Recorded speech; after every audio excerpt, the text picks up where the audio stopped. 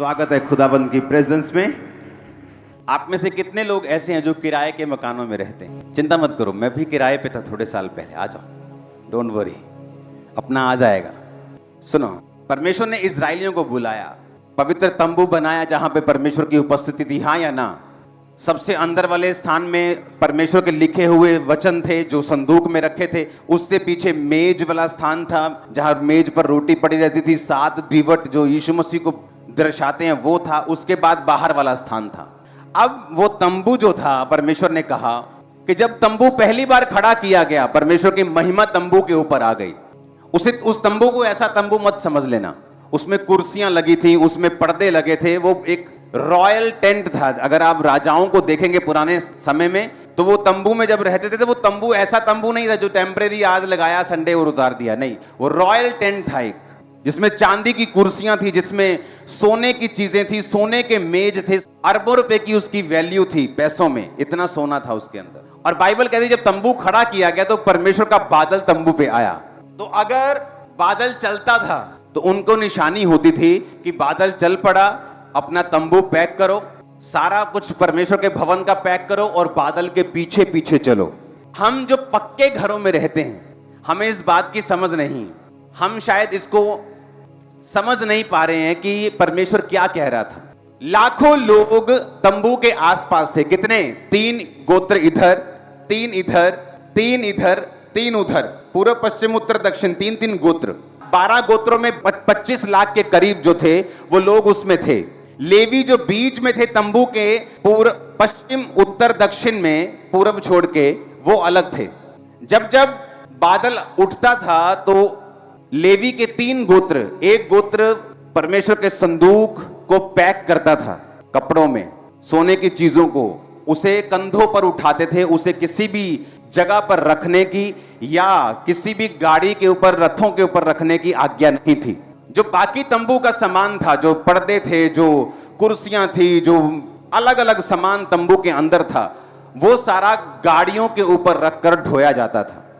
जब 25 लाख लोगों का एक देश तंबू के आसपास रहता था, 10-15 किलोमीटर इधर तक, 10-15, ये सारे लोग ही लोग भरे हुए हैं। और जब तंबू पर से बादल आगे चलता था तो उनको निशानी मिलती थी कि अब हमें आगे चलना है। तो लेकिन जब तंबू आगे चलता था तो इजरायली अपने डेरों को भी आगे लेके जाते थे। इजरायली भी कहां रह रहे थे? तंबुओं में। कहां रह रहे थे?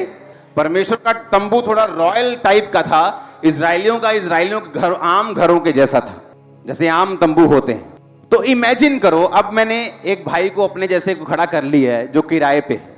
तो बाइबल क्या कहती है? बाइबल कहती है कि कभी कभी बादल, किराए के घर वाले जितने लोग मेरे भाई हैं ना, उनको एक प्रॉब्लम बहुत है। जब घर खाली करना पड़ता है तो क्या करना पड़ता है? सामान को इकट्ठा करके दूसरी जगह शिफ्ट करना पड़ता है। कैसे शिफ्ट करते हैं हम उसे? गाड़ियों में अगर ज्यादा हो तो गाड़ियों में उठा तो उसमें क्या क्या सामान है? घर के बर्तन, राशन, बेड, बिस्तरे, टिंडे पांडे, सारा कुछ। अब आप ये समझो ध्यान से कि हम एक तरफ के इजरायली हो गए, बादल रुक गया यहां पे आके। आप सबने अपने अपने टेंट खड़े कर दिए। छोटे छोटे बच्चे हैं आपके, बुजुर्ग भी हैं, आपके पास राशन है। राशन तो लेके चलोगे ना, जानवर भी होंगे, दूध कहां से लोगे? वहां अमूल तो था नहीं, तो जानवर भी थे, बच्चे भी थे, बुजुर्ग भी थे, घर भी था, बर्तन भी थे। इमेजिन करो, बाइबल कहती है सुबह वो बादल कई बार आता और शाम को फिर निकल पड़ता था। इमेजिन करो आप सुबह आए हो, किराएदार को अगर 1 साल बाद भी मकान खाली करना पड़े ना, उसको बड़ी दिक्कत होती। उसे किराए से प्रॉब्लम नहीं, वो बोलता परमेश्वर अपना घर दे दे, ये मैं बदलने के चक्कर से फ्री हो जाऊं। सही कह रहा हूं कि नहीं? तो इमेजिन करो सुबह बादल आया और आपने अपने डेरे खड़े किए, आपके बच्चे सो रहे हैं, अभी अभी आपकी वाइफ ने बर्तन टिकाए हैं, उसमें चावल दाल रखा है, और शाम को बादल फिर आगे निकल गया। आप फिर सामान पैक कर रहे हो, फिर गधों पे लाद रहे हो, फिर बच्चों को उठा रहे हो। लिखा बादल भोर तक रहता, सुबह 4 बजे तक। 4 बजे बादल आगे बढ़ा, इमीडिएटली उठो, जानवर कहां है लेके आओ, सब कुछ इकट्ठा करो, फिर से बर्तनों में राशन डालो और फिर से आगे बढ़ो। ऐसा मुश्किल क्यों? जब परमेश्वर को मालूम है कि इसमें छोटे छोटे बच्चे रहते हैं, बुजुर्ग रहते हैं, तो जब परमेश्वर एक जगह पे ठहर जाए तो कम से कम 3, 4, 5, 6 महीने तो वहीं रहे ना। ताकि जो तंबू खड़े किए, घर बनाया, बर्तन सजाए, फिर से पूरा पूरा एक नया घर बनाए, जानवर गाड़े, खूंटियां गाड़ गाड़ के बांधे, सब कुछ कर दिया, लेकिन लिखा कई बार बादल 2 दिन रहता और फिर आगे बढ़ता था। पुराने नियम में जो कुछ भी लिखा है वो चीजें क्यों लिखी गई? ताकि आने वाले समय में जो फ्लड होगा लोगों का, उसे बताया जा सके, सिखाया जा सके और बचाया जा सके। अब एक किराएदार इस बात को समझता है, या आप भी समझेंगे कि वो फुल फैमिली वो परमेश्वर को फॉलो कर रहे थे, बच्चे, बुजुर्ग, जानवर, सभी, उनके पास जितना राशन, जितनी चीजें, सब बर्तन, घर की सारी चीज। तो परमेश्वर ने ऐसा मुश्किल काम उन्हें करने के लिए क्यों दिया? क्यों बादल 2 दिन रहता था? क्यों बादल शाम तक रहता था? कई बार बादल भोर तक रहता था, भोर को निकल जाता था आगे। एक बात याद रखना, मैं अलग बुलाहट से बुलाया गया हूं, आप अलग बुलाहट से बुलाए गए हैं, हम सब सुसमाचार सुनाने के लिए बुलाए गए हैं, लेकिन मेरे बनने का तरीका, आपके बनने का तरीका अलग है। इसलिए मेरे फिंगरप्रिंट आपके फिंगरप्रिंट से मैच नहीं करते, किसी के फिंगरप्रिंट, उंगलियों के निशान दूसरों के से मैच नहीं करते। परमेश्वर ने आपको यूनिक बनाया है। सुनो मेरी बात, क्यों परमेश्वर ने कहा कि तुम शाम को बादल आगे गया, तुम भी आगे जाओगे? अगर मुझे मालूम है कि मैं परमेश्वर में एक ग्लोरियस काम करने के लिए बुलाया गया हूं, आपको मालूम है कि परमेश्वर ने आपको फाइनेंशियली बरकत पाने के लिए बुलाया है, आपको डॉक्टर बनने के लिए बुलाया है, जिसके द्वारा परमेश्वर बहुत से डॉक्टर्स को बचा सके, आपको एक बिजनेसमैन होने के लिए बुलाया है। सुसमाचार तो हमारी पहली बुलाहट है ही, लेकिन दूसरी भी बुलाहट है आपकी लाइफ में, जिसको परमेश्वर आपकी लाइफ में पूरा करना चाहता है। परमेश्वर ने कहा, आदम, मैं तुझे अकेला देख रहा हूं, तो मैं एक ऐसा सहायक बनाऊंगा जो तेरे साथ मेल खाए। परमेश्वर ने, बाइबल कहती, आदम लिया और उसे गहरी नींद में डाल दिया, उसकी पसली को निकाला, उसकी जगह मांस भर दिया और आदम के लिए औरत को तैयार कर दिया। आज इंसान की, मर्द की सबसे बड़ी हेल्पर एक औरत है, उसकी वाइफ, उसकी मां, उसकी बहन।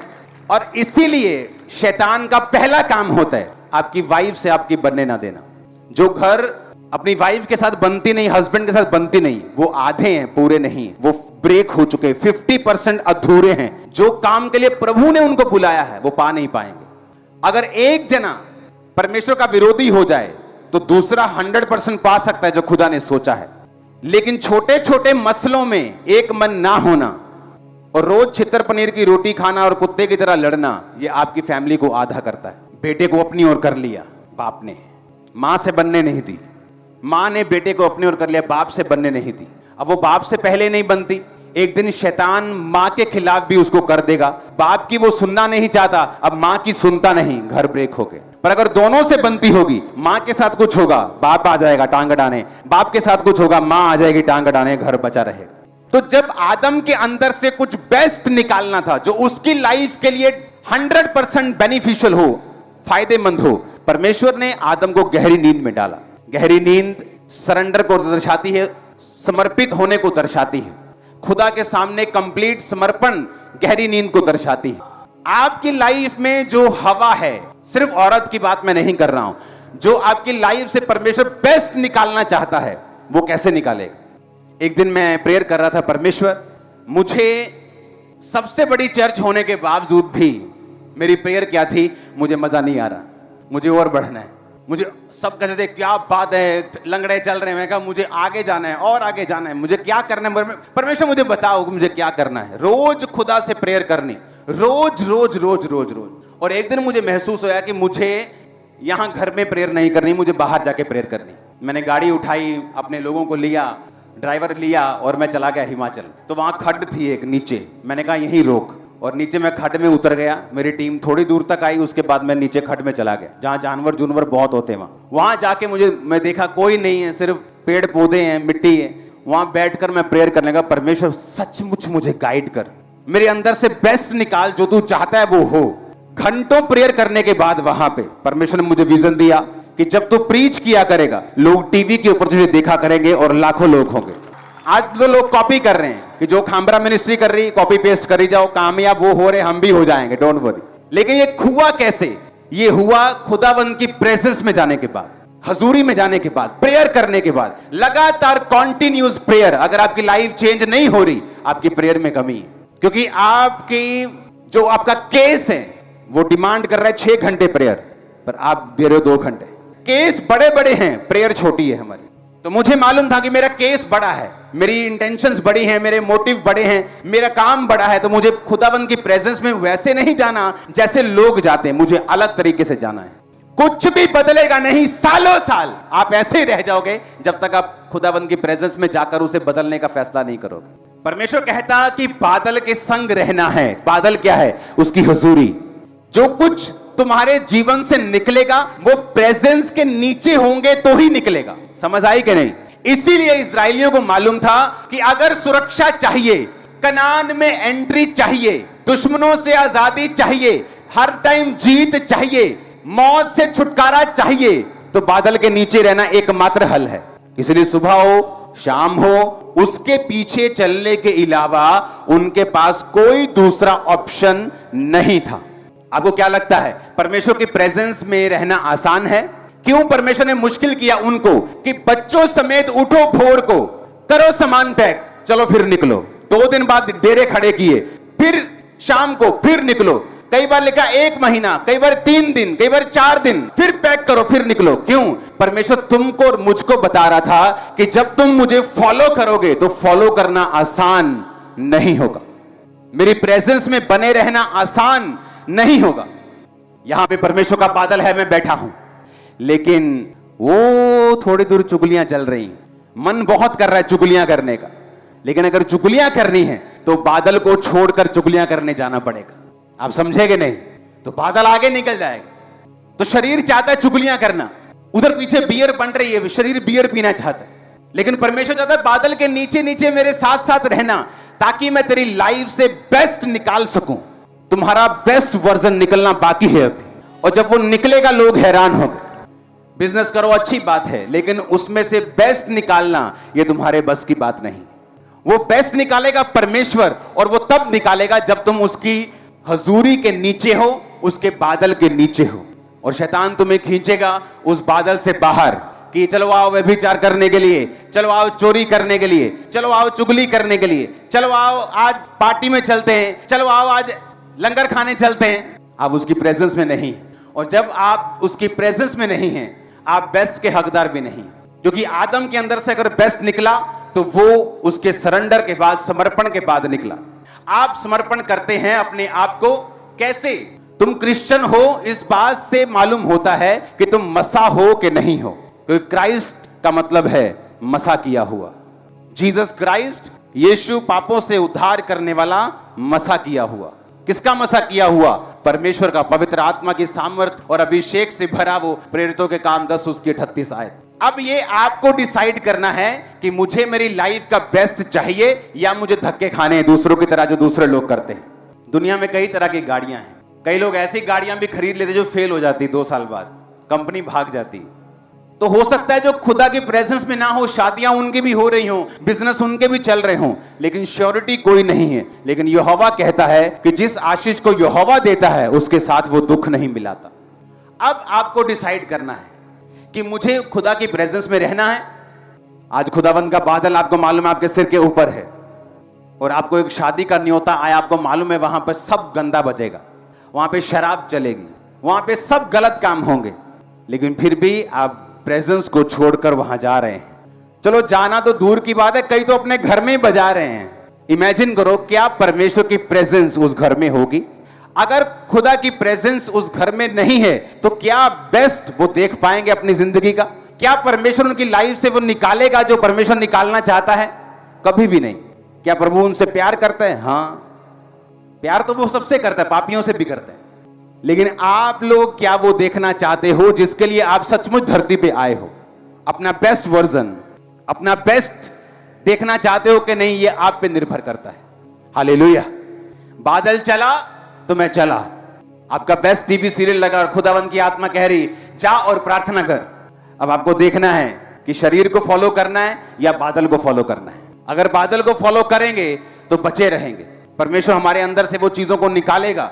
आने वाले टाइम में आपको आइडियाज देगा, आपको गाइड करेगा, डिवाइन हेल्पर्स भेजेगा, रास्तों को साफ करेगा, स्पिरिट को फ्री रखेगा, मेंटल डिप्रेशन से आपको आजाद रखेगा। जो कुछ आपके आसपास है परमेश्वर उस पर काबू रखेगा।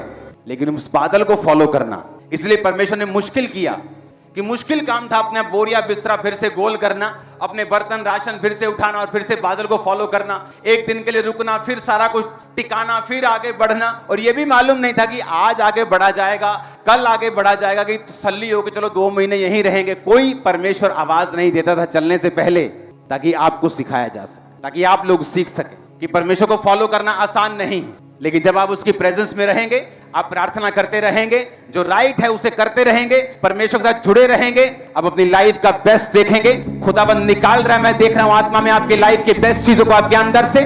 जो कुछ परमेश्वर ने इस दुनिया में बनाया है उसका एक रूल है, वो अपने जैसा अपने अंदर से ही पैदा कर सकता है। आदमी आदमी को, गधा गधे को पैदा करता है, संतरा संतरे को पैदा करता है। संतरा कहां से, संतरा कहां से अगर उगाना हो तो कहां से बीज आता है उसका?